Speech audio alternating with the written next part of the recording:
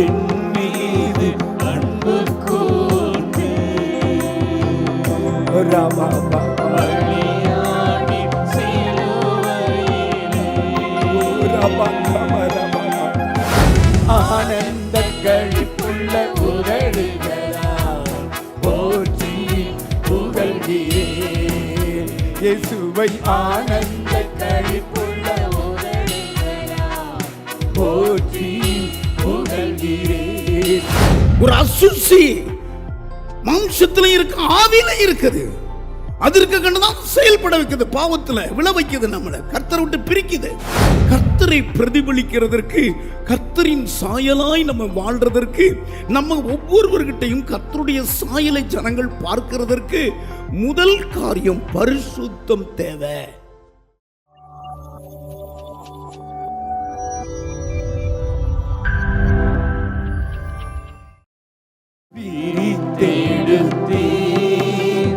பிறக்கும் முன்னாள் உமக்கென்று வாழ்ந்திட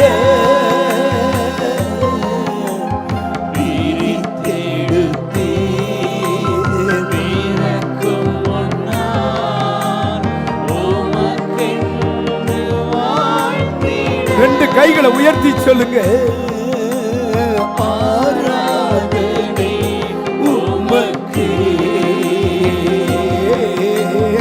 அனுதினமும் உமக்கே எங்கள் ஆராதனை உமக்கே. அனுதினமும் உமக்கே. பிதாவான என் தேவனே, தகப்பனே, என் தந்தையே,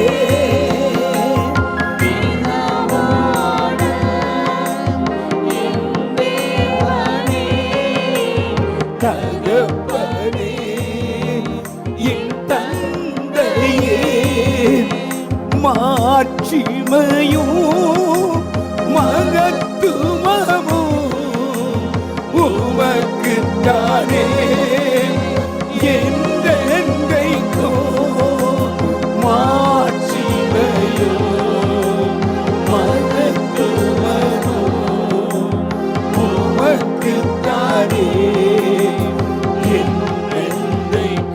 கைய உயர். வல்லமையோ மகிமையோ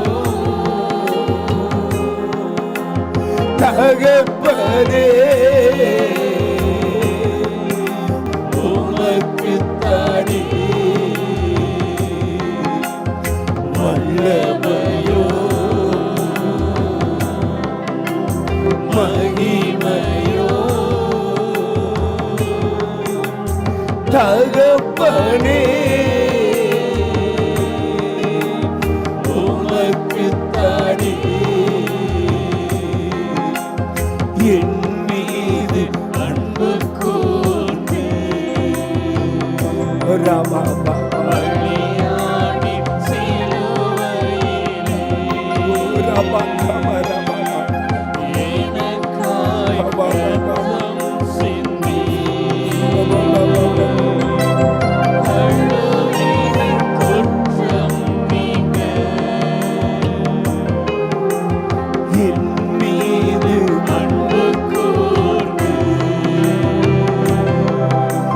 பலியாடி சிலுவையிலே எனக்காய் ரத்தம் சிந்தி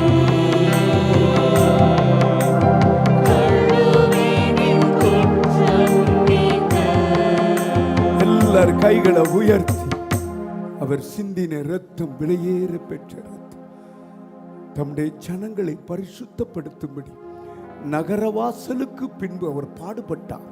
அவருடைய ஒவ்வொரு ஸ்டெப்பையும் பாருங்க, ஒவ்வொரு அடி வேதனையும் பாருங்க. வேதம் சொல்லுகிறது கர்த்தரே அவரை நொறுக்க சித்தம் கொண்டார். காரணம் தம்முடைய பிள்ளைகளை மகிமையில் ஏற்றுக்கொள்ள. ரிகராமா கபா கபா கபா ருதலா கதராமா கராபா. யோவானுக்கு எழுதின புஸ்தகம் 11:47 வேதபாரகர் பரிசேயர் அந்த லாசருவை ஆண்டவர் உயிரோடு எழுப்பினார். சகோதரி சொல்றா, மார்த்தா சொல்லுகிறா, 4 நாளாயிட்டு நாருமே அவர் லாசருவே வெளியவா உயிரோடு எழுப்பினார். பாருங்க, எல்லாரும் ஆச்சரியப்பட்டாங்க. ஐயோ, நம்ம என்ன செய்கிறது? ஆண்டவரை பார்த்து ஒரு பேர் சொல்றாங்க, இந்த மனிதன் அநேக அற்புதங்களை செய்கிறாரே, நம்முடைய கைகள் கட்டப்பட்டுச்சே, இவருடைய அற்புதத்தை அடக்க முடியலையே. இன்றைக்கு கூட அநேக அற்புதங்களை செய்ய இயேசு உங்களை கொண்டு வந்திருக்கிறார்.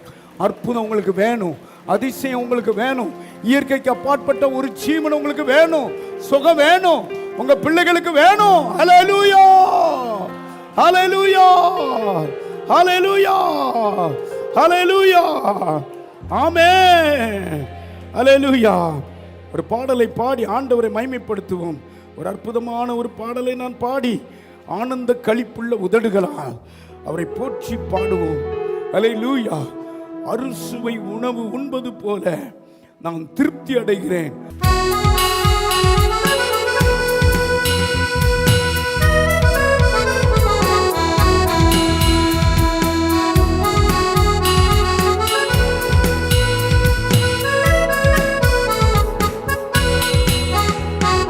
மேலானது உம் பேரன்பு, உயிரிலும் மேலானது,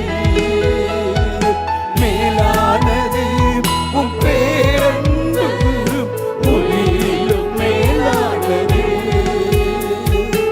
உதடுகள் துதிக்கட்டும் உயிருள்ள நாளெல்லாம், உதடுகள் துதிக்கட்டும்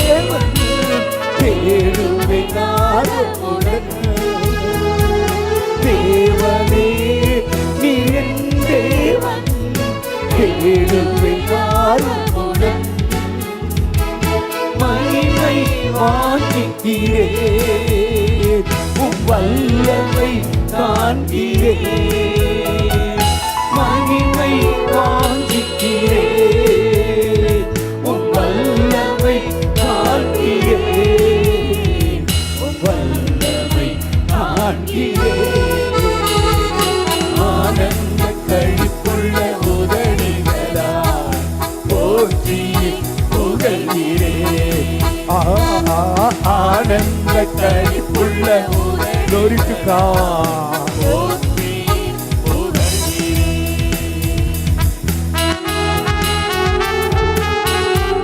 எல்லாரும் கை தட்டி பாடுவோம்.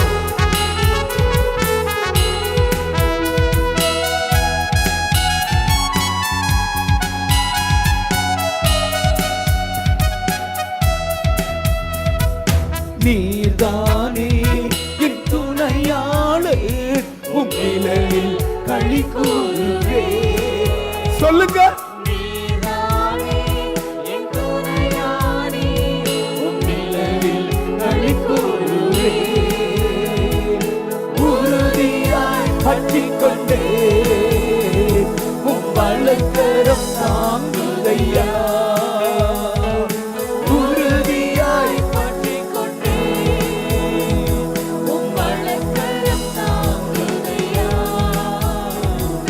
வலக்கரம் தாங்குதையா. ஆனந்த கழிப்புள்ள உதடுகளால் போற்றி புகழ்கிறேன். இயேசுவை ஆனந்த கழிப்புள்ள போற்றி புகழ்கிறேன். அறுசுவை உணவு உண்பது போல் திருப்தி அடைகிறேன். அறுசுவை உணவு உண்பது போல் திருப்தி அடைகிறேன். தினமும் துதிக்கிறேன். ஹல்லேலூயா. உட்காருங்க.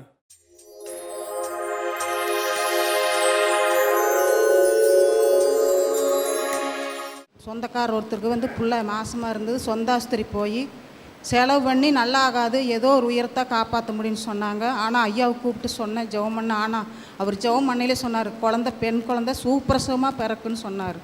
அதே போல் குழந்தை பிறந்திருக்கு. கர்த்தரோட பரிசுத்த நாமத்துக்கு ஸ்தோத்திரம். அதே போல் ஒருத்தர் வந்து ஆக்சிடெண்ட் ஆகிட்டார். அவர் எங்களுக்கு சொந்தக்காரர் தான். அவரை நான் போய் பார்க்கவே இல்லை. ஆனால் அவங்க சொன்னதையும் நான் ஜெபம் பண்ணேன். ஆண்டவரே, நீங்கள் அற்புதம் செய்கிற மறுத்த லாசர் உயிரோடு எழுப்பினவர் இன்றைக்கி நீங்கள் ஜீவிக்கிறீங்க. ஆனால் சொன்னாங்க 25 லட்சம் செலவாகி நல்லா ஆகலேன்னு சொல்லிட்டு இருந்தாங்க. ஆனால் பாரத்தோடு ஜெபம் பண்ணோம். எல்லா உறுப்புகளும் இது கெட்டு போச்சுன்னு சொல்லி சொன்னாங்க. இன்றைக்கி கர்த்தரோட கிருபை அவரை தாங்கி தப்பி வைத்து வழி நடத்தி இன்னைக்கு ரோட்டில் நடந்து போகிற அளவுக்கு கர்த்தர் ஜீவனோட வச்சிருக்க. கர்த்தர் பெரியவர், பெரிய காரியங்கள். பரிசுத்த நாமத்துக்கு ஸ்தோத்திரம் உண்டாகுதாக. போன வாரம் வந்து நான் இங்கே நானும் எங்கள் ஐயாவும் 2 பேர் வரும்போது எங்களால் முடியல, உடம்புக்கு முடியல. இந்த காலில் முழங்காலில் வந்து ஒரு இவ்வளோ பெரிய ஒரு கொப்பளம், பயங்கரமான வேதனை வலி. எனக்கும் கொப்பளம், அவருக்கும் கொப்பளம். இங்கே வந்து சர்ச்சுக்குள்ளே எங்களால் உட்கார முடியல, மரண வேதனையாக இருந்தது. ஆனால் நான் போன வாரம் நான் என்ன சொன்னேன், போன வாரம் ஜெபமன்ல சாட்சி சொல்ல நினச்சா என்னால் முடியல. அடுத்த வாரம் கண்டிப்பாக நான் சாட்சி சொல்லணும். அந்த கொப்பளம் உடஞ்சி 2 பேர்த்துக்கு பரிபூர்ண சுகத்தையும் விடுதலை கொடுக்கணும்னு சொல்லி இந்த 8 நாளாக நான் பயங்கர வேதனைப்பட்டேன். ஆனால் முந்தா நேற்று நைட்டு 2 பேர்த்துக்குமே அந்த கொப்பளம் உடஞ்சி பூரா வந்து இன்றைக்கு எங்கள் 2 பேர்த்துக்கு பரிபூர்ண சுகத்தை கொடுத்து அந்த ஜெபத்தினால, அந்த வல்லமையினால தான் ஆண்டவர் எங்களை இன்றைக்கி சாட்சியாக நிறுத்தியிருக்கிறாரு. அது மட்டும் இல்லை, என் மகனுடைய பையன் அவன் வந்து ஐடி படிக்கிறான். அவன் வந்து 10th படிக்கும்போதும் பயங்கரமான ஒரு கண்டம் அவனுக்கு. அந்த இதில் வந்து நான் சாட்சி சொல்லியிருக்கிறேன், ஐயா கிட்ட ஜெபம் பண்ணியிருக்கிறேன். 10வது படிக்கும்போது பரீட்சைக்கு முன்னாடி, எக்ஸாமுக்கு முன்னாடியே அவனுக்கு ஃபிக்ஸ் வந்து ஆஸ்பத்திரியில் அட்மிட் பண்ணி 1.5 மாதம் ஆஸ்பத்திரியே கதின்னு நாங்கள் இருந்தோம். அந்த நேரத்தில் கூட ஐயாவுக்கு அடிக்கடி நாங்கள் ஃபோன் பண்ணி பார்க்கும்போது அவர் ஜெபத்திலேயே இருந்தார். நீங்கள் ஜெபம் பண்ணுங்கம்மான்னு. டிஸ்சார்ஜாக இங்கே வந்து நான் அவனுக்கு தலைமையில் கை வச்சு எந்த ஒரு கெட்ட பிசாசி நாவிகள் அண்டவாது இனிமேல் நல்லா இருப்பான்னு சொன்னார். அதே போல் இன்றைக்கி +2 நல்ல மார்க் எடுத்து இன்றைக்கி வந்து கற்பக காலேஜில் வந்து ஐடி படிக்கிறான். 1st வருஷம் இது. அவர் ஆண்டவருடைய கிருபை தான் அவனுக்கு ஜீவனோடு பலத்தோடு இருப்பது. இன்றைக்கி வந்திருக்கிறேன், கூட்டிகிட்டு வந்திருக்கிறேன் நான்.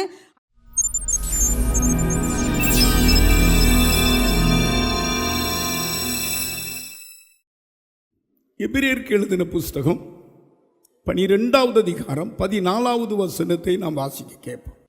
யாவரோடும் சமாதானமாய் இருக்கவும், யாவரோடும் சமாதானமாய் இருக்கவும், பரிசுத்தம் உள்ளவர்களாய் இருக்கவும் நாடுங்கள். பரிசுத்தம் உள்ளவர்களாய் இருக்கவும் நாடுங்கள். பரிசுத்தம் இல்லாமல் ஒருவனும் கர்த்தரை தரிசிப்பதில்லையே. பரிசுத்தம் இல்லாமல் ஒருவனும் கர்த்தரை தரிசிப்பதில்லையே. ஆமென். இந்த பிரசங்கத்தின் தலைப்பு, கர்த்தரை நேசிக்க பரிசுத்தம் வேண்டும். பக்கத்தில் பார்த்து சொல்லுங்க, கர்த்தரை நேசிக்க பரிசுத்தம் வேண்டும். இந்த பகுதியிலே அப்போஸ்தலனாகிய பவுல் எபிரேயருக்கு ஒரு நிருபத்தை எழுதுகிறார். என்ன எழுதுகிறார்னா, அந்த ஜனங்களுக்குள்ள இருக்கிற பிரச்சனையை பார்க்கிறார். உருமனம் இல்லை ஜனங்களுக்குள்ள. கர்த்தருடைய பிள்ளைகள் தான் உருமனம் இல்லை, விரோதமாக இருக்கிறாங்க. ஒருவருக்கொருவர் பேசலை, ஒருவருக்கொருவர் ஐக்கியமாக இல்லை, முறுமுறுப்பு காணப்படுகிறது. அவங்களுக்குள்ள ஒரு நெருக்கம், சத்துரு அந்த இருதயத்தை அடைக்கிற விதத்தை பார்க்கிறார். ஒரு பாரம், அவங்கள பாவ பாரம் நெருக்கிறத பார்க்கிறார். முதல் வசனத்தை நான் வாசிக்க கேட்போம்.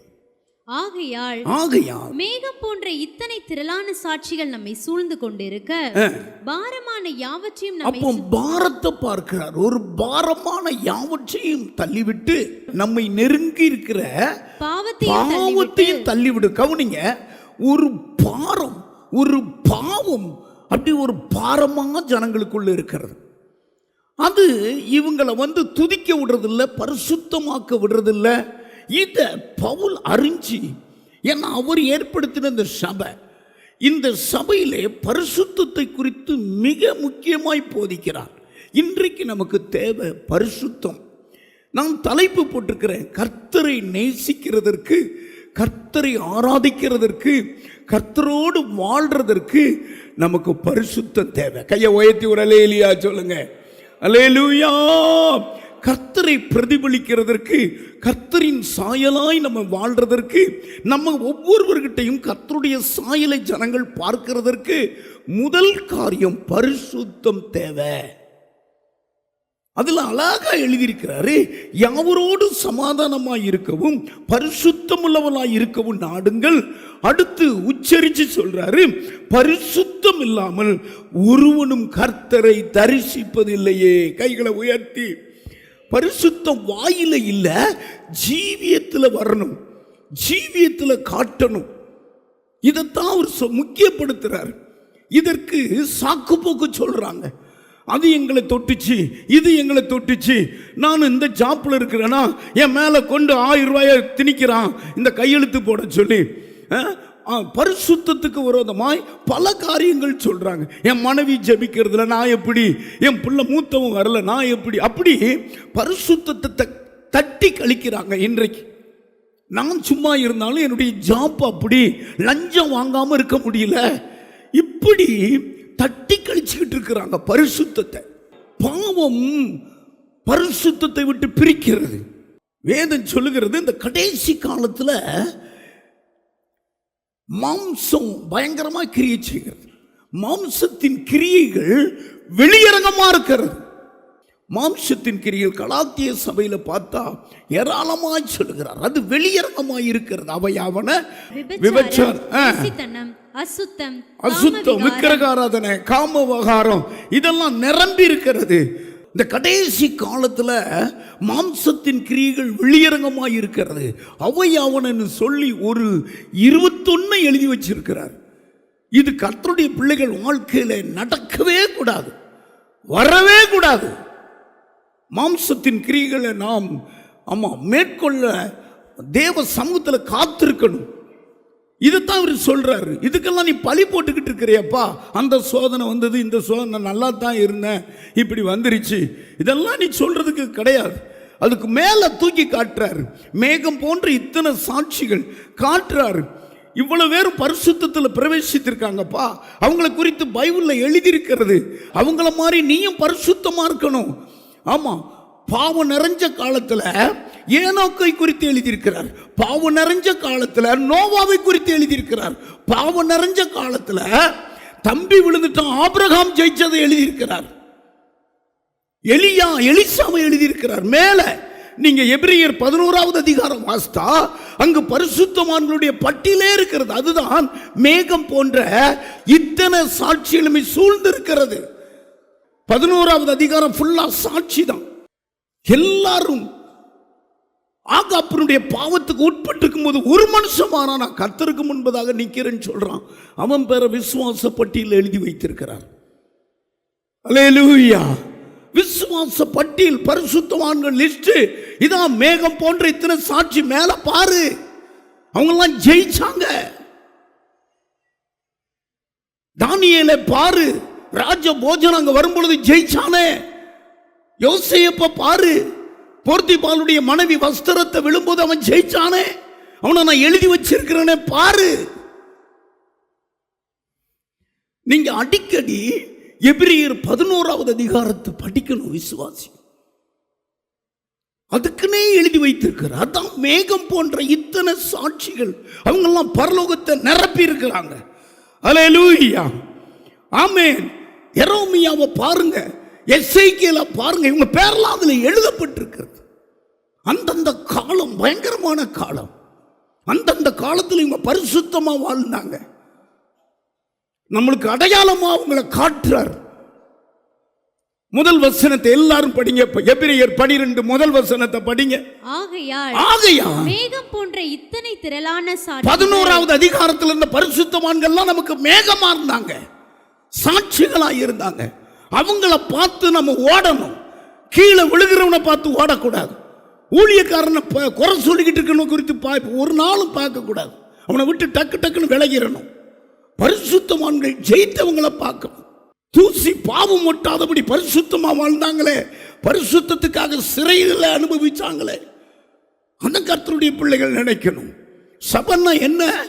ஒவ்வொரு நாளும் வருகைக்கு உங்களை தகுதிப்படுத்தி கொண்டிருக்கிறார். கையை உயர்த்தி ஒரு லேலியா சொல்லுங்க, மறுபடியும் ஒரு லேலியா சொல்லுங்க. வருகைக்கு உங்களை தகுதிப்படுத்தி கொண்டு இருக்கிறார். 2 கொரிந்தியர் எழுதின புஸ்தகம் 7வது அதிகாரம் 1 வசனத்தை நீங்க வாசித்தீங்கன்னா, மாம்சத்திலையும் ஆவியிலையும் உண்டாக்குற அசுசியை விட்டு நீக்கணும். நீங்க வாசிங்க. இப்படிப்பட்ட வாக்குத்தத்தங்கள் நமக்கு உண்டாயிருக்கிறபடியினால் பிரியமானவர்களே, மாம்சத்திலும் பாருங்க எப்படி சொல்றாரு. பிரியமானவர்களே, உரிமை கொண்டாடுறார். நீங்க கர்த்தருடைய பிள்ளைகள். உங்களை கர்த்தர் பிரித்தெடுத்து சபையில வச்சிருக்கிறார்.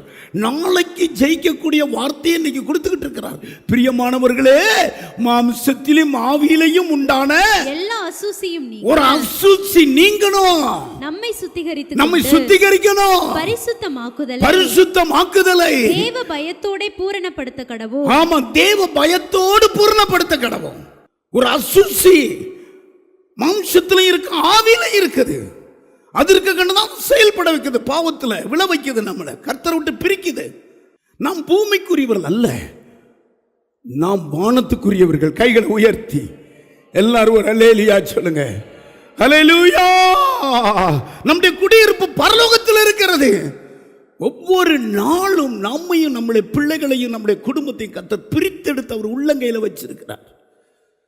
ஒருபோதும் உலக கரைகள் நமக்குள்ள இருக்கக்கூடாது, மாம்ச காரியங்கள் இருக்கக்கூடாது. ஏசாயா தீர்க்கதரிசி கரெக்டா சொல்ற, புறப்படு, சுத்தத்தை விட்டு புறப்படு. கர்த்தரின் பாத்திரத்தை சுமக்கிற கோத்திரமே புறப்படுங்கிறார். என்ன அற்புதம்! நீங்கள் ஒவ்வொருவரும் கர்த்தருடைய பாத்திரத்தை சுமக்கிற ஆட்கள். கையை அப்படி பிரமாணத்தை சுமக்கிற ஆட்கள். அன்னைக்கு உடன்படிக்கை பெட்டியை சுமந்துகிட்டு இருந்தாங்க. அவங்க கால் யோர்தான்ல பட்ட உடனே பிரபாவித்து வருகிற தண்ணி அப்படி நின்றுச்சு. நீங்க யார்? உங்கள் மாம்சத்திலையும் ஆவியில் இருக்கிற அந்த அசுசி இன்னைக்கு நீங்கணும். ஏசாயா எழுதின புஸ்தகம் 52வது அதிகாரம் 11வது வசனத்தை நாம் வாசிக்க கேட்போம். எடுத்த உடனே புறப்படுங்கள், அவ்விடமிட்டு புறப்படுங்கள், அசுத்தமானதை தொடாதிருங்கள், கர்த்தருடைய பாத்திரங்களை சுமக்கிறவர்களே. நீங்க யார் தெரியுமா? முகத்தை பார்த்து சொல்லுங்க. பிரசங்கத்திலேயே உங்களுக்கு சொல்றேன், நீங்க கர்த்தருடைய பாத்திரத்தை சுமக்கிறவங்க, கர்த்தரையே சுமக்கிறவங்க, இயேசுவை சுமக்கிறவங்க. நீங்க பாதி, இயேசு பாதி. பிரதிபலிக்கிறவங்க, கர்த்தரை சுமக்கிறவங்க. நாங்க என்ன பண்ணணும்? அதன் நடுவில் இருந்து புறப்படுங்க. நீங்க உங்களை சுத்திகரிச்சு கொள்ளுங்க. அசுத்தத்தை விட்டு புறப்பட்டு வெளியே வந்துருங்க. துன்மார்க்கரோடு நிக்காதீங்க. பொல்லாத பெண்களோடு கூட சேராதீங்க. துன்மார்க்கரோடு கூட நிக்காதீங்க. வாழ்க்கையில ஜெயிக்கிறவனை பாருங்க. அல்லேலூயா. எல்லாரும் ஒரு அல்லேலூயா சொல்லுங்க. அல்லேலூயா. விழுகிறவனையே நீ பார்த்துக்கிட்டு இருந்தா நீ விழுந்துருவே. மேலே பறக்கிறவனையே பார்க்கணும், பறந்து போயிருவோம். கையை உயர்த்தி அல்லேலூயா. 10 காரியம் பரிசுத்தத்துக்கு நான் உங்களுக்கு சொல்ல போகிறேன். சொல்லிட்டு 3 பாயிண்ட் கொடுத்து அதை நீங்கள் அப்படியே கை கொள்ளணும். பரிசுத்தமாக வேண்டும். பிரசங்க நான் சொன்னேன், யாவரோடும் சமாதானமாக இருக்கவும் பரிசுத்தம் உள்ளவர்களாக இருக்கவும் நாடுங்க. யாரையும் நம்ம பகைக்கக்கூடாது, நாடணும். யாரோடும் சமாதானமாக இருக்கணும், நாடணும். பரிசுத்தம் இல்லாமல் கர்த்தரை ஒருவரும் தரிசிப்பதில்லை. பரிசுத்தம் ரொம்ப முக்கியம். அல்லேலூயா. பரிசுத்தம் கவனிங்க, நம்மளால் உண்டாகிறதல்ல. பரிசுத்தம் முயற்சி எடுக்கணும். ஆமீன் சொல்லுங்க. கூட்டு முயற்சி அதுக்கு பேர். அதை வாஞ்சிக்கணும். நான் அப்படி இப்படி நான் விழவே மாட்டேன் அப்படின்னு இல்லை. கர்த்தரையே நம்பி இருக்கணும். பரிசுத்தத்துக்கு நிற்கிறவன் கூட விழாது இருக்கிறபடி எச்சரிக்கை. நான் நாளை விழுந்துருவான். ஆனால் கர்த்தரையே சார்ந்திருந்தா அவனை விழாம தூக்கிக்கிடுவார். பரிசுத்தத்துக்கு நான் உங்களுக்கு சொல்றேன், 10 எழுதி வச்சிருக்கிறேன். ஆமாம், இயேசுவையே நாம் சார்ந்திருக்க வேண்டும். அவர்தான் பரிசுத்தர். அல்லேலூயா. 2வது, அவர் சிந்தின இரத்தத்தினால நாம் கழுவப்படும் போது நாம் பரிசுத்தமாகிறோம். 3வது, வேத வசனத்தினால நாம் பரிசுத்தமாகிறோம். வேத வசனத்தை நல்லா படிக்கணும். 4வது, ஜெபிக்க நாம் பரிசுத்தமாகும். ஜெபிக்கிற கூட்டத்தாரோடு ஐக்கியம் வைக்கணும். உன் நண்பன் யார், உன் நண்பனை சொல்லு, உன்னை யாருன்னு சொல்லிடுவேங்கிறார். இயேசு கிறிஸ்துவை பாருங்க, ஜெபிக்கிறவங்களை அப்படி கூடயே வச்சிருந்தார். யாக்கோபு, யோவான், பேதுரு ஜெபிக்கிறவங்க, அவங்கள கூடயே வச்சிருக்கிறார். ஜெபிக்கிற நண்பர்களை தேடிக்கங்க. அந்த நாட்கள்லாம் தாவீது பாபிலோனுக்கு கொண்டு போனாலும் சாத்ராக், மேஷக், ஆபேத்நேகோ ஜெபிக்கிற நண்பர்கள் இருந்தாங்க. அந்த ஜெபிக்கிற நண்பர்களை வைக்க வைக்க நாமும் ஒரு பரிசுத்தமாகிக்கிட்டே இருப்போம். பரிசுத்தவான்களுடைய புத்தகங்களை நீங்க வாசிக்கணும். வாசிக்க வாசிக்க நாம் பரிசுத்தமாகிருவோம். அல்லேலூயா. சத்தியத்தை கேட்க கேட்க சத்தியத்தினால கர்த்தர் நம்மை பரிசுத்தமாக்கிடுவார். ஆராதனையில வந்து கர்த்தரை நாம் அழுது அழுது ஆராதிக்கும் பொழுது அசூசிகள் நீங்கி நாம் பரிசுத்தமாகிருவோம். இயேசுவை விட்டு என்னை யாராலையும் பிரிக்கவே முடியாது என்று மாபெரும் ஒரு, அதாவது என்னை கொன்று போட்டாலும் அவர் மேல் நம்பிக்கை இருப்பேன், அப்படி ஒரு உறுதியை வரணும். நீங்கள் இந்த 11வது அதிகாரத்தை நீங்கள் வாசித்தீங்கன்னா பரிசுத்தத்துக்காகவே கல்லறி உண்டாங்க, அறுக்கப்பட்டாங்க, வாளால் வெட்டப்பட்டாங்க. அல்லேலூயா. ஆமாம், அவங்கெல்லாம் பரிசுத்தத்தை முக்கியப்படுத்தி தான் இந்த சகிப்பு சகிச்சாங்க. கைகளை உயர்த்தி அல்லேலூயா. பரிசுத்தத்தை முக்கியப்படுத்தி தான் பவுல் சொல்றார், நான் 40க்கு 1 குறையா 5 முறை அடிபட்டங்கிறார், கப்பற்சேதத்தில் இருந்தங்கிறார், நிர்வாணியா இருந்தங்கிறார், பட்டினியா இருந்தேங்கிறார். எல்லாம் அந்த பரிசுத்தத்தை கொண்டு வர்றதுக்குத்தான். கையை உயர்த்தி ஒரு அல்லேலியா சொல்லுங்க. யாவரோடு சமாதானமாக இருக்கவும் பரிசுத்தமுள்ளவனாக இருக்கவும் நாடுங்கள். பரிசுத்தம் இல்லாமல் ஒருவரும் கர்த்தரை தரிசிப்பதில்லையே. முதலாவது, ஆண்டவர் நமக்கு சிட்சையின் மூலமாய் நமக்கு பரிசுத்தத்தை கொடுக்கிறார். ஒவ்வொருவருக்கும் ஒரு சிட்சை இருக்கிறது. ஆண்டவர் நமக்கு தகப்பனாய் இருக்கிறார். ஆகையினாலே ஒரு அடி கொடுக்கிறார். அடி கொடுத்து, ஒரு சின்ன நோயை கொடுத்து, சின்ன ஒரு கொந்தளிப்பை கொடுத்து நம்மளை பரிசுத்தமாக்குறார். பக்கத்தில் பார்த்து சொல்லுங்க, ஒரு சின்ன அடியை கொடுத்து, சின்ன வியாதியை கொடுத்து நம்மளை பரிசுத்தமாக்குவார். வேசி பிள்ளைகளுக்கு அடிக்கிறதுக்கு ஆள் இல்லை, தகப்பன் இல்லை. இயேசு நமக்கு தகப்பன். கொஞ்சம் தவறும் போது ஒரு அடி கொடுப்பார். அல்லேலூயா. வாசிங்க. எபிரேயருக்கு எழுதின புஸ்தகம் 12வது அதிகாரம் 10வது வசனத்தை வாசிக்க. அவர்கள் தங்களுக்கு நலம் என்று தோன்றினபடி கொஞ்ச காலம் சிட்சித்தார்கள். இவரோ தம்முடைய பரிசுத்தத்துக்கு நாம் பங்குள்ளவர்கள் ஆகும்படி. இயேசு கிறிஸ்து நம்மை சிட்சிக்கிறது பரிசுத்தத்துக்கு பங்குள்ளவர்களாகும்படி, நம்முடைய பிரயோஜனத்துக்காகவே நம்மை சிட்சிக்கிறார். தலைக்கு மேல கை தட்டுங்க, தலைக்கு மேல கை தட்டுங்க பாப்போம். ஹல்லேலூயா, ஹல்லேலூயா. பிரயோஜனத்துக்காகவே, நாளுக்கு நாள் நீ பரிசுத்தமாகிறதற்காகவே அவர் உன்னை சிட்சிக்கிறார். சிட்சை மூலமாய் ஒரு பரிசுத்தம் உண்டாகிறது. தேவ பிள்ளையே, சிட்சை வரும்போது நீ முறுமுறுக்க கூடாது. கர்த்தரை விட்டு விலகிருவே. நீ பிசாசு சொல்லுவான்பா, நீ இவ்வளவு ஜெபம் பண்ணைய, ஏன் உனக்கு காலில் சுளுக்கு வந்தது, ஏன் உனக்கு பெருவிரலில் நகம் போச்சு, நல்லதுன்னு நினைக்கணும். அல்லேலூயா. சிட்சை வந்தா நல்லது, உபத்திரவப்பட்டது நல்லது. ஆகினாலும் நம்முடைய பிரமாணங்களை கற்றுக்கொண்டேங்கிறார் தாவீது. உபத்திரவம் படணும். நீங்க வாஸ்தா வேசி பிள்ளைகளுக்கு சிட்சை இல்லை. 8வது வசனம் வாசிமா. எல்லோருக்கும் கிடைக்கும் சிட்சை உங்களுக்கு கிடையாதிருந்தால், நீங்கள் புத்திரராய் இருக்க மாட்டீங்க. பாருங்க, சிட்சையே இல்லாம, வியாதியே இல்லாம, எல்லாம் சுகபோகமா, பைய நிறைய பணம், அது இதுன்னு வச்சு வாழ்ந்தா அந்த வாழ்க்கையில ஒரு அர்த்தம் இல்லை. கர்த்தர் விலகிடுவார். ஆண்டவர் அழகா சொல்றார் பாரு, எல்லாருக்கும் கிடைக்கும் சிட்சை உங்களுக்கு கிடையாதிருந்தால் நீங்கள் புத்திரராயிராமல் வேசி பிள்ளைகளாய் இருப்பீர்களே. வேசி பிள்ளைகளா இருப்பீங்க. அடிக்கிறதுக்கு ஆள் இல்லைன்னா பாருங்க, தகப்பன் இல்லை. கொஞ்சம் நம்முடைய தகப்பன் பாருங்க, பிள்ளைகள் நல்லா முட்டுக்கு கீழே அடிச்சு, நீ இப்படி செய்யவையா, இப்படி செய்வையா அப்படின்னு சொல்லி பயப்படுத்தி அடித்து வளர்த்ததுனால மறுபடியும் அதுக்குள்ள ஒரு பயம் வந்து அந்த காரியத்தையே செய்யும். அதுபோல சின்ன சின்ன சிச்சையை கொடுப்பார் ஆண்டவர். ஹல்லேலூயா. அந்த சிச்சை மூலமாக கர்த்தரை நீங்கள் ஸ்தோத்தரிக்கணும். ஒரு நாளும் முறுமுறுக்கக்கூடாது. இந்த சிச்சைக்காக ஸ்தோத்திரம். இந்த சிச்சை உங்களை பரிசுத்தத்தில் கொண்டு வரும். கையை உயர்த்தி ஒரு அல்லேலூயா சொல்லுங்க. அல்லேலூயா. பாருங்க, எல்கானாவுக்கு 2 மனைவி இருந்தாங்க. மூத்தவன் தான் அன்னாள், குழந்தையே இல்லை, நல்லா தான் இருந்தா. ஒரு நாள் அவன் ஜெபம் பண்ணதாக வேதம் இல்லை. நல்லா இருக்கும்போது ஒரு நாள் பெனினாள், அவள் வேதம் சொல்லுது சக்காலத்தி அவளை நிந்திச்சான். இதை தாங்க முடியல அவளுக்கு. அப்பந்தான் ஜெபம் பண்ண ஓடி வாரா. அது வரைக்கும் பிள்ளைகளை என் பிள்ளைன்னு வளர்த்தா.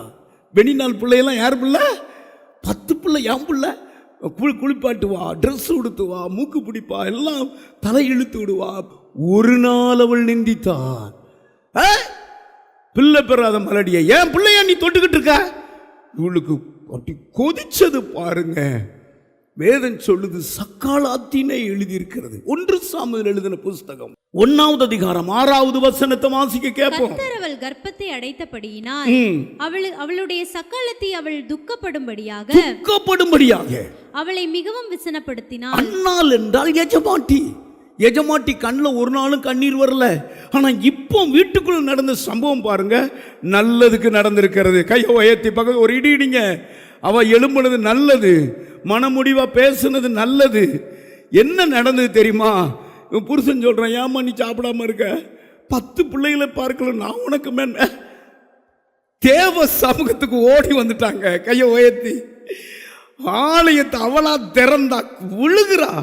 ஏழி நினைக்கிறவன போத போட்டு வந்துட்டால நினைக்கிறார். காரணம், அவ்வா இவளை குத்துனது ஈட்டியை போல இருந்தது. கையை உயர்த்தி இதுக்கு பரிகாரம் கர்த்தர் தான். விழுந்தா, கத்துனா, கதறுனா, மனம் கசந்தா, பரிசுத்தமாயிட்டா.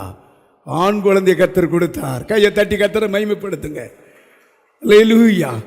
அப்படி அவ எழும்புலன்னா இவ ஜெபம் பண்ண வந்திருப்பாளா? யோசித்து பாருங்க. யாக்கோபு அவன் அண்ணன் ஏசா சொல்றான், இந்த யாக்கோபனுடைய உயிர் என் கையில் இருக்கிறது, என் அம்புனால அவனை நான் கொலை செஞ்சிருவேன்னு சபதம் போட்டு வர்றான். ரெபேக்காளுக்கு தெரிஞ்சது. ஆனா இப்படி உங்க அண்ணன் சபதம் போடுறான்டா, நீ ஓடிரு, மொசபதோமியா பட்டணத்துக்கு எங்க அண்ணன் இருக்கிற இடத்துக்கு ஓடிரு. அப்பதான் ஓடுனா திரும்பி பார்க்க, ஐயோ என் அண்ணன் வந்து என்னை கொலை செஞ்சிடக்கூடாதுன்னு கர்த்தரை பிடிக்கிறான். என்னை ஆசீர்வதித்தால் ஒளிய உண்மை போராடுனான் இருக்குது. அப்போ போராட்டம் ஏசா இல்லாம வந்திருக்காது. கையை தட்டி கர்த்தரை மகிமைப்படுத்துங்க. உங்களுக்கு ஒரு ஏசாவை கொடுப்பாரு. உள்ளனும் பரிசுத்தமாகணும். உபத்திரவப்பட்டது நல்லது. சில சிச்சை மூலமா தான். அல்லேலூயா. எத்தனை பேர் சந்தோஷமா இருக்கீங்க? அல்லேலூயா, அல்லேலூயா. தாவீதுக்கு ஒரு சவுல், ஆமா சவுல் இருக்கிறதுனால தான் அவர் ஓடி ஓடி குகைக்குள்ளே போனாலும் கையை உயர்த்தி சோம் பண்ண ஆரம்பித்தார். கிண்ணறத்தை எடுத்து வாசிக்க ஆரம்பிக்கிறாரு. ஆமாம், உபத்திரவம் வரணும். உபத்திரவத்தில் தான் நம்மளை பரிசுத்தமாக, இல்லைன்னா நம்ம தெளிவாயிருவோம். நமக்கு ஜெபம் எதுக்கு? எல்லாம் தாராளமாக இருக்குது. ஓய்வு பெற்றாலும் பென்ஷன் வருது, பை நிறையா, வீட்டு வாடகை வருது. எதுக்கு? இல்லை, ஒன்று குத்தும் போது தான் அந்த வழியில் தேவ சமூகத்தை தேட முடியும். கையை உயர்த்தி. ஆமாம், இப்போ நமக்கு எதிரி யார் தெரியுமா? சொல்லுங்க, பிசாசு நம்மளை விழுங்க பார்க்குறான். ஆகினாலே நம்ம தேவ சமூகத்திலே மறைஞ்சு கிடக்கணும். ஆண்டவரே என்னை பரிசு. எத்தனை பேர் அப்படி செய்கிறீங்க? எத்தனை பேர் செய்ய போகிறீங்க? அல்லேலூயா, அல்லேலூயா, அல்லேலூயா. இயேசுவை பாருங்க. நீங்கள் அடிக்கடி இயேசுவை பார்க்கணும். வேதம் சொல்லுகிறது, ஏசாயா 53:10 தேவன் அவரை நொறுக்க சித்தமாக இருந்தாரா. ஏன் தெரியுமா? மகிமையில் நம்மளெல்லாம் பார்க்க கர்த்தரே அவரை நொறுக்க சித்தமாக இருந்தார். ஆண்டவரை யாராலையும் அடிக்க முடியாது. இந்த வழியில, இந்த உபத்திரவத்தில் தான் நமக்கு பரலோகத்தை தர ஆண்டவர் விரும்பினார். வாசிங்க. கர்த்தரோ அவரை நெருக்க சித்தமானார். அவரை பாடுகளுக்கு உட்படுத்தினார். அவருடைய ஆத்துமா தன்னை குற்ற நிவாரண பலியாக ஒப்பு கொடுத்தது. அவர் தமது சந்ததியை கண்டு, அந்த பாருங்க, அந்த சந்ததியை, அவர் தமது சந்ததியை கண்டு நீடித்த நாளாயிருப்பார். ஆமா, கர்த்தருக்கு சித்தமானது கையில வாய்க்கும். அந்த சந்ததி உங்களெல்லாம் பார்க்கறதுக்கு தான், உங்களெல்லாம் மீட்கிறதுக்கு தான் அவர் பாடுகளுக்குள்ளே உட்படுத்தினார். கர்த்தரை நொறுக்கினார். அந்த சிற்றையில தான், அப்படிப்பட்ட ரத்தம் தான் நம்மளை பரிசுத்தமாக்கி இருக்கிறது. அந்த பாடு மரணம் தான் பரிசுத்தமாக்கிறது. ரெண்டாவது, பரிசுத்தமாகிறதற்கு ஜப ஆவி வேணும். கட்டாயமா ஜப ஆவி வேணும். ஜப ஆவி வேணும். ஜெபிக்கிற ஒரு நேரம் உங்களை பரிசுத்தமாக்கிறோம். 1 தீமோத்தேயு எழுதின புஸ்தகம் 4வது அதிகாரம் 5வது வசனத்தை நான் வாசிக்க கேட்போம். தேவ வசனத்தினாலும் ஜெபத்தினாலும் பரிசுத்தமாக்கப்படும். ஜெபத்தினால கவனிங்க, நல்லா கவனிங்க. கர்த்தருடைய பிள்ளைகளை ஜெபத்துல பார்க்கணும், ஜெபம் பண்ணணும். நீங்க நம்முடைய ஆண்டவருக்கு பேர் ஜெபத்தை கேட்டு ஜெபன்னு பண்ணிட்டா போதும், நம்மளை அப்படியே பரிசுத்தமாக்கிறோம். பாவியா விழுந்து எந்திரிக்கும் போது அவன் பரிசுத்தமாக இருப்பான். பக்கத்தில் பார்த்து சொல்லுங்க, கொஞ்சம் ஜெபம் கொஞ்சம் பரிசுத்தத்தை கொண்டு வரும், ரொம்ப நேரம் ஜெபம் ரொம்ப பரிசுத்தத்தை கொண்டு வரும். கையை உயர்த்தி, நான் உங்களை ஜெபிக்கிறவங்களா பார்க்கணும். அரை வீட்டை பூட்டி ஜெபிக்கணும். கணவனார சுகத்தோடு வைக்க நீங்கள் ஜெபிக்கணும். வீணா நேரத்தை போக்கக்கூடாது. ஆண்டோடைய வருகை மிக சமீபமாக இருக்கிறது. உங்கள் மேலே ஜெபாவி இருக்கணும். கையை உயர்த்தி ஒரு அல்லேலூயா சொல்லுங்க. ஜெபிக்க ஜெபிக்க மோசேயின் ஜெபம் ஜனங்களை பரிசுத்தப்படுத்தியது. நீங்கள் ஜெபிக்கணும். அன்றைக்கு அந்த மனுஷன் ஜெபிக்கலைன்னா அண்ணன் வனாந்தரத்திலே கர்த்தரை அழிச்சு போட்டிருப்பார். விடு, என்ன விடு, இந்த வணங்கா கழுத்துள்ள ஜனங்கள் என் கோபம் இவங்க மேலே விளட்டு, விடு. அவர் ஜெபம் பண்றார், பிடிக்கிறார். ஜெபம் பண்றது, செய்ய நினைச்ச தீங்க செய்யாம கர்த்தர் போயிட்டார். கையை உயர்த்தி அல்லேலூயா. பானபாத்திரக்காரர், ராஜாவுக்கு பானபாத்திரக்காரர் நெகேமியா, எருசலேம் அலங்கம் இடிபட்ட உடனே விழுந்து ஜெபம் பண்றாரு. ஆண்டவரே, இப்படி அலங்கம், வேதம் சொல்லுகிறது ஜனங்களை பரிசுத்தப்படுத்தும். ஜனங்கள் செய்த பாவம் தான் அந்த அலங்கம் இடிபட்டுருச்சு. கத்துனாராம். கர்த்தர் கேட்டு ஜனங்களை பரிசுத்தப்படுத்தி அலங்கத்தை அவனை வச்சே கட்ட வச்சாராம்.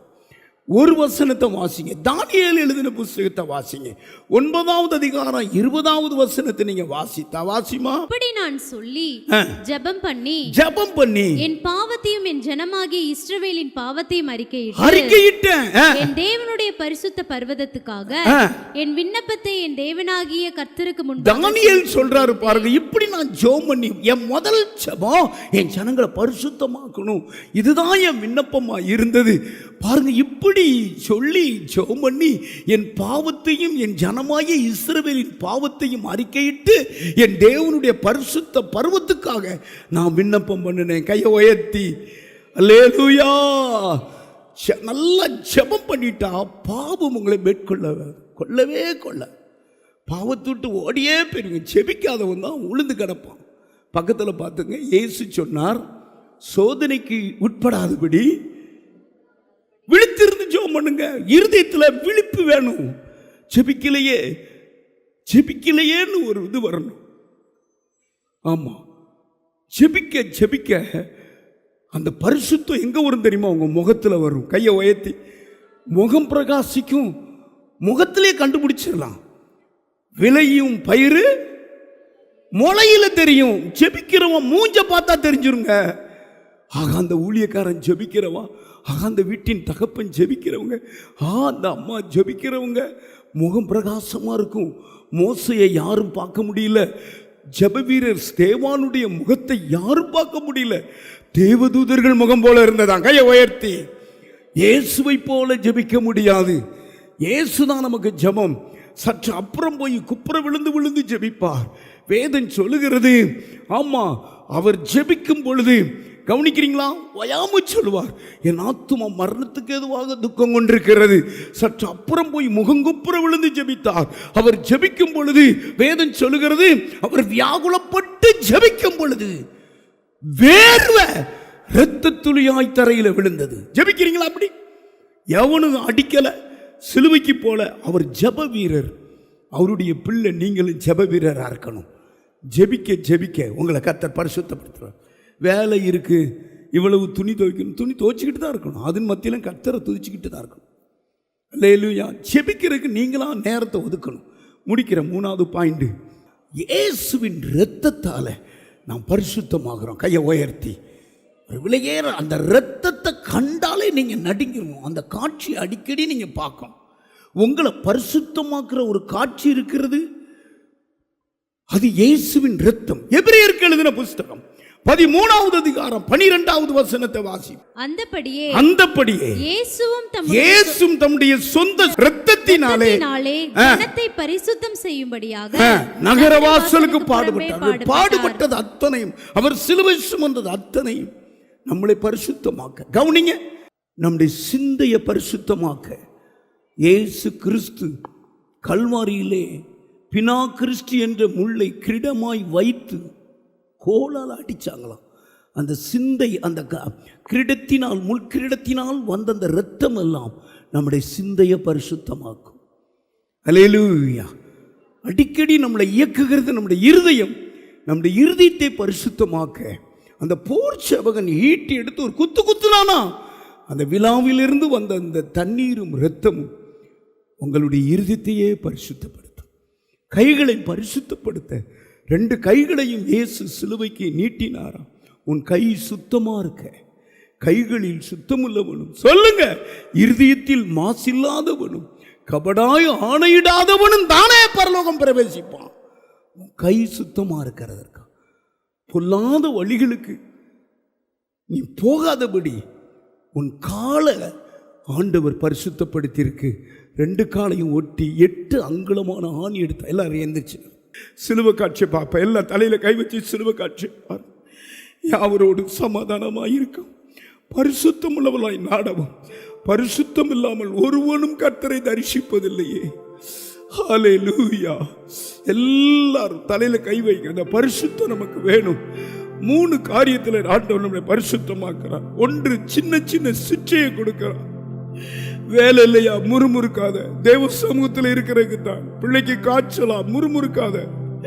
அடிபட்டுச்சா, முறுமுறுக்காத. வியாதி வந்தா முறுமுறுக்காத. உடனே சொல்லு, அப்பா எங்களை ரொம்ப நேசிக்கிறீங்கப்பா, நான் பரிசுத்தமானதுக்கு தான்ப்பா அந்த காரியம், இந்த பலவீனம், அந்த சிச்சை எனக்கு வந்திருக்கு. 2வது, நீ ஒரு ஜெப வீரனாய் மாறணும். ஹல்லேலூயா. நீ ஜெப வீரனா மாறும் பொழுது நீயும் பரிசுத்தமாகிற, உன் குடும்பமும் பரிசு. 3வது, இயேசுவின் இரத்தம் நகரவாசலுக்கு புறம்பே தமது சொந்த ஜனத்தை பரிசுத்தமாக்கினாரு. அப்படியே இரத்தத்தை பாருங்க. கைகளை உயர்த்தி கர்த்தருடைய வல்லமை எல்லாம் ஏகோபித்து கைத்தட்டி அவரை வரவேறுங்க. அந்த இரத்தம் மேல இருந்து கீழே வரைக்கும் வடியட்டும். நம்ம நெத்தியில வடியட்டும், சிந்தையில வடியட்டும், வடியட்டும், வடியட்டும், வடியட்டும். சத்துரு வல்லமைகள் உடையட்டும், சத்துரு பயப்படட்டும். இயேசுவின் இரத்தத்தை சொல்லுங்க. பிசாசு நடுங்குவான், மாம்ச கிரிகள் நடுங்கி மறைஞ்சு ஓடி ஒளியும். இயேசுவின் இரத்தத்தை ஏகாபித்து சொல்லுங்க. எனக்காக இயேசு இரத்தம் சிந்தினார், இயேசு எனக்காக இயேசு இரத்தம் சிந்தினார். இயேசுவே, இந்த இரத்தத்தினால என் சிந்தையை பரிசுத்தப்படுத்தும், என் இருதயத்தை பரிசுத்தப்படுத்தும், என் கையை பரிசுத்தப்படுத்தும், என் காலை பரிசுத்தப்படுத்தும். கர்த்தருடைய வல்லமை இறங்கி இருக்கிறது, கர்த்தருடைய மகிமை இறங்கி இருக்கிறது, கர்த்தருடைய பிரசன்னம் இறங்கி இருக்கிறது. அன்பார்ந்தவர்களே, ஒவ்வொரு ஞாயிற்றுக்கிழமையும் ஏராளமான ஜனங்கள் நமது ஆலயத்திற்கு வந்து விடுதலை, சுகம், ஆசிர்வாதம் மற்றும் சமாதானம் பெற்று செல்கின்றனர். நமது சபையின் ஆராதனை நேரங்கள்: ஒவ்வொரு ஞாயிற்றுக்கிழமை தோறும் 1ஆம் ஆராதனை அதிகாலை 5 மணிக்கும், 2ஆம் ஆராதனை காலை 7 மணிக்கும், 3ஆம் ஆராதனை காலை 9 மணிக்கும், 4ஆம் ஆராதனை மாலை 6:30 மணிக்கும் நடைபெறும். முதல் 3 ஆராதனைகளையும் நீங்கள் நேரடியாக சபையின் யூடியூப் வலைதளத்தில் உள்ள IPHH கிணத்துக்கடவு சேனலில் உலகத்தின் அனைத்து பகுதிகளிலும் இருந்து பார்த்து பயனடையலாம். சிறுவர்களுக்கான ஓய்வு நாள் பள்ளி 1ஆம் ஆராதனையில் காலை 6 மணிக்கும், 2ஆம் ஆராதனையில் காலை 8 மணிக்கும், 3ஆம் ஆராதனையில் காலை 10 மணிக்கும் நடைபெறும். வாலிபர் கூடுகை ஒவ்வொரு மாதமும் முதல் ஞாயிற்றுக்கிழமை அன்று காலை 9 மணிக்கு வாலிபர்களுக்கான விசேஷித்த கூடுகை நடைபெறும். எண்ணெய் பூசி சுகமளிக்கும் வாக்குத்தத்த ஆராதனை ஒவ்வொரு மாதத்தின் 1ஆம் தேதி அதிகாலை 5 மணிக்கும் காலை 10 மணிக்கும் நடைபெறும். கட்டுகளை அவிழ்க்கும் உபவாச ஜெபம் ஒவ்வொரு மாதமும் 3ஆம் வெள்ளிக்கிழமை காலை 10 மணிக்கு நடைபெறும். இதில் ஒவ்வொருவருக்காக தனிப்பட்ட முறையில் பிரார்த்தனை ஏறெடுக்கப்படும். விடுதலை உபவாச ஜெபம் ஒவ்வொரு மாதமும் கடைசி சனிக்கிழமை அன்று காலை 10 மணிக்கு நம் தேசத்திற்காக பாரத்தோடு ஜெபங்கள் ஏறெடுக்கப்படும். ஒவ்வொரு வியாழக்கிழமை தோறும் ஆண்களுக்கான ஜெப கூடுகை புதிய ஆலயத்திலும் பெண்களுக்கான ஜெப கூடுகை பழைய ஆலயத்திலும் மாலை 7 மணிக்கு நடைபெறும். ஒவ்வொரு புதன்கிழமை அன்றும் வாலிப சகோதரர்களுக்கான ஜெப கூடுகை மாலை 7 மணிக்கு நடைபெறும். ஒவ்வொரு ஞாயிற்றுக்கிழமை அன்று வாலிப சகோதரிகளுக்கான ஜெப கூடுகை மாலை 5 மணிக்கு ஜூம் மீட்டிங்கில் நடைபெறும். நமது சபையில் தினமும் காலை 10 மணி முதல் 2 மணி வரை சபைக்காகவும் தேசத்திற்காகவும் ஜெபங்கள் ஏறெடுக்கப்படும். இக்கூட்டங்களில் கலந்து கொண்டு தேவ ஆசிர்வாதம் பெற யாவரையும் அன்புடன் அழைக்கிறோம். எங்களது முகவரி IPA ஜெப ஆலயம், சர்வம் தியேட்டர் பின்புறம், பொள்ளாச்சி மெயின் ரோட், கிணத்துக்கடவு 642109. ஜெப உதவிக்கு 9443435618 9488873284. டிவி நிகழ்ச்சிகள் நமது சபையின் மூலம் பொள்ளாச்சி முழுவதும் 24 மணி நேரமும் ஜேகிங் டிவி ஒளிபரப்பப்படுகிறது. VK செட்டப் பாக்ஸில் 112வது சேனலிலும், TCCL செட்டப் பாக்ஸில் 152வது சேனலிலும், SCV செட்டப் பாக்ஸில் 217வது சேனலிலும், டாக்ஸ் செட்டப் பாக்ஸில் 62வது சேனலிலும் நமது சபையின் பாடல்கள், ஆராதனைகள், செய்திகள் ஒளிபரப்பப்படுகிறது.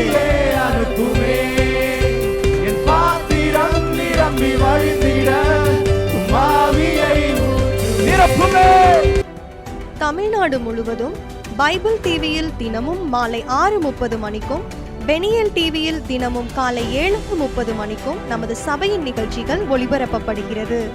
இந்த டிவி ஊழியங்களின் மூலம் ஆயிரக்கணக்கான ஜனங்கள் ஆசிர்வதிக்கப்பட ஜெபித்துக் கொள்ளுங்கள்.